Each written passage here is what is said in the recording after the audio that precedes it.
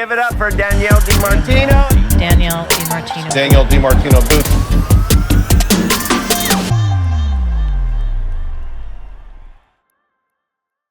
As a matter of fact, folks, Bitcoin up about 11% this week, 15%, in part because of comments. Today it's up today, right? It's Scott Bessent yesterday. He actually said he sees no reason for the United States to have a central digital currency, central bank digital currency. And my next guest actually says that Mr. Bessent is off to an amazing, rational start. So let's bring in QI Research, their CEO and chief strategist, Danielle DiMartino booth. You know, Danielle, I thought that that was a phenomenal performance yesterday.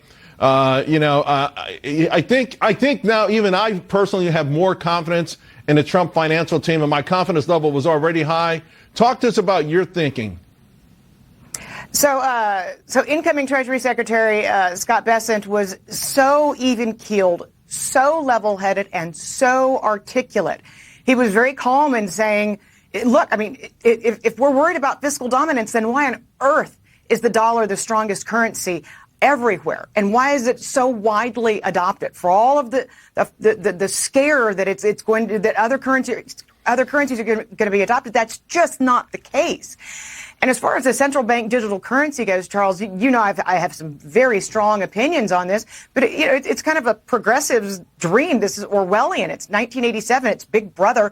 And Bessent is rational enough to know that in a country like the United States, we don't need people breathing down our throat, the government, and dictating what we buy, how we buy it, and if we don't spend money, if we're going to get haircuts on that. So I really enjoyed his testimony, and I wish him the best of luck in trying to reduce this deficit, which would take us obviously in the opposite direction of fiscal dominance if he was to succeed. Right. U.S. central banks, I don't think they need any more on their plate. Certainly, I'd like to see them redone.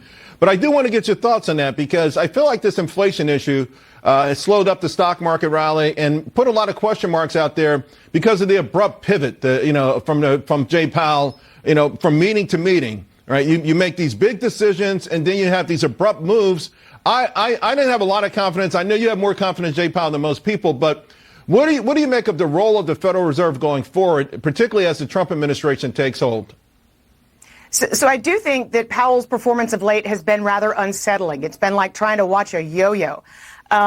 I was very heartened to hear kind of his first lieutenant, the person who's got his ear more than anybody else on the Federal Market Committee, Christopher Waller, a few days ago, say that he thinks that March we could be resuming rate cuts. And I think that that's probably the right path for the Fed to take. I was even more pleased, Charles, with an announcement that just came out a few minutes ago that the Federal Reserve is stepping back from a global initiative to have climate change enter into central banking. Right. So I was pleased that the Fed stepped away from that. But I agree with you, Charles. I think that Powell's going to have to be more consistent going forward and not have it appear that he's being political.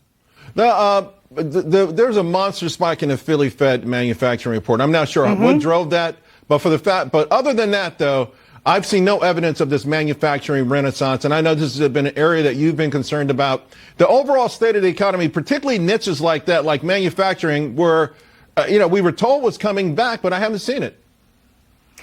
I haven't either, Charles, and I don't exactly have a bird's eye view, but if you listen to one company after another in the industrial space, they're saying that the industrial sector had a heart attack going from November to December. If you're listening closely to some of these earnings reports, and if you looked underneath the hood of jobless claims, my goodness, Michigan, Illinois, that whole area in the Midwest that we used to call the Rust Belt, that's where we're seeing claims rising. In the case of Michigan, at the fastest pace, the pandemic notwithstanding, since January of 2008.